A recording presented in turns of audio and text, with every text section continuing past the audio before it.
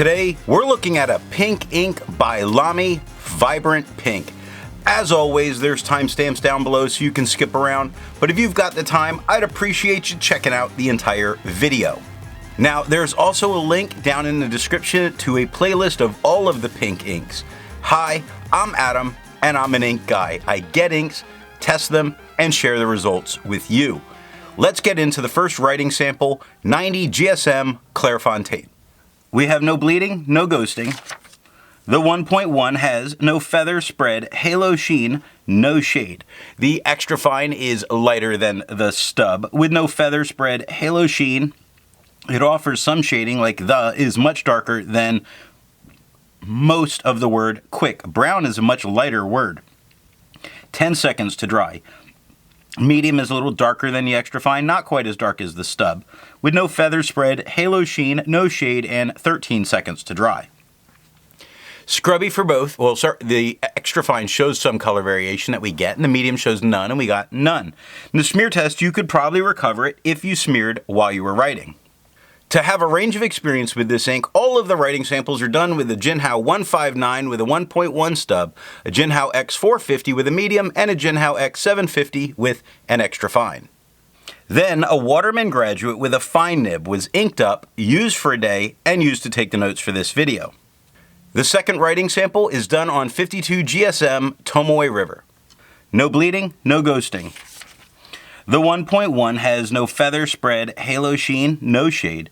The extra fine is much lighter than the stub, with no feather spread, halo sheen, no shade, and 15 seconds to dry. Medium is the same tone as the stub, with no feather spread, halo sheen, no shade, and 20 seconds to dry. The scrubby for both show no color variation, and we're not getting it, and there's a slight chance you could recover it if you smear while you're writing. I agree with Vita. There's a lot to learn by doing multiple chromatographies. The one on the left is done the way it's supposed to be done. A line of ink is put down, and then it's put in the water for 10 to 15 seconds. And we see this is just a pink dye. No mixes here. It's light at the bottom, working its way dark at the top. The one on the right is allowed to dry for 10 minutes before it's dunked into water. And the line at the bottom is a little darker and more there, but largely it looks the same. I'm really not expecting much resistance from this ink. The next writing sample is done on 80 GSM Rhodia dot pad. We have no bleeding, no ghosting. The 1.1 has no feather spread, halo sheen, no shade. The extra fine is lighter than the stub, with no feather spread, halo sheen, no real shading. There's a couple darker spots like the K in quick or the H in the, 12 seconds to dry. Medium is the same tone as the stub, with no feather spread, halo sheen, no shade, and 16 seconds to dry. The scrubby for both show no color variation, and we're really not getting it. In the smear test, you could recover it if you smeared while you were writing. Resistance tests are done to see how this ink can be expected to perform on the page, and more importantly, how hard it may be to clean from your pen. The smear is allowed to dry for 3 days before testing it. Looking at the highlighter, there's some blowout that occurs in the lowercase h, so I would not use it in a note-taking situation if I needed to go back and highlight. Water is reactivating and lifting. You start to see some of the white of the paper coming through. Pen flush does everything water does and a bit faster, but it only took water for me to clean my pen. And the 1/3 bleach solution completely obliterates it off the paper. The next writing sample is done on life paper. We have no bleeding, no ghosting. The 1.1 has no feather spread, halo sheen, no shade. The extra fine is lighter than the stub, with no feather spread, halo sheen, spots that are darker like the B in brown, K in quick, the S in jumps, 8 seconds to dry. Medium is about the same tone as the stub, with no feather spread, halo sheen, a couple spots that are a bit lighter like the top part of the Q and the U in quick. But other than that, not a whole lot. 11 seconds to dry. The scrubby for both show the medium or the extra fine shows some color variation, and there is a little better there than the medium. The medium shows none, and there practically is none. The smear test says you could recover it if you smeared while you were writing. For the inks tested, the average viscosity is 2.5, with the realm of normal being from 2.1 to 2.9.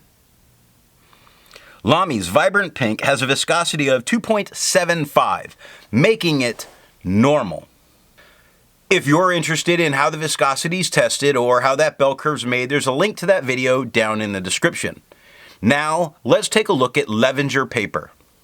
We have no bleeding, no ghosting. The 1.1 has no feather spread, halo sheen, no shade.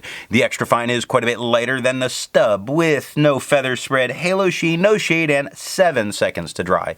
The medium is darker than the extra fine, just about the same as the stub, with no feather spread, halo sheen, no shade, and 9 seconds to dry.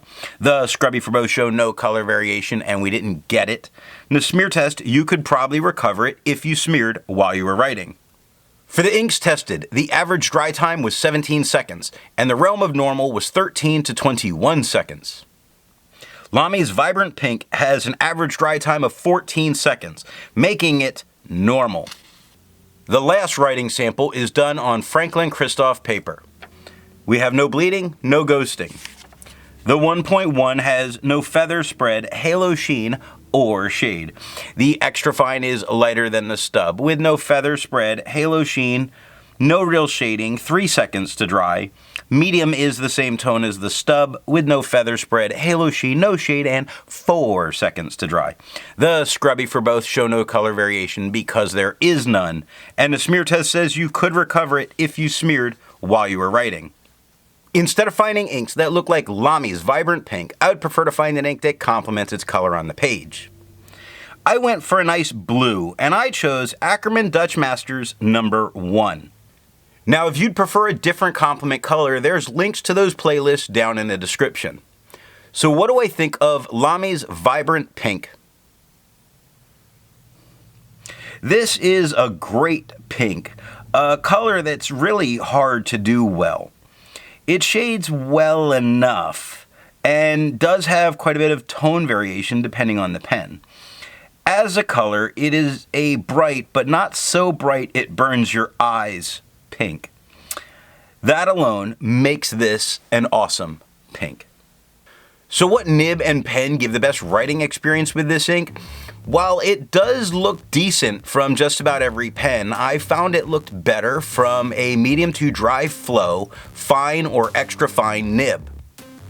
I hope you got something out of this video, and tomorrow we're going to take a look at Noodler's North African Violet.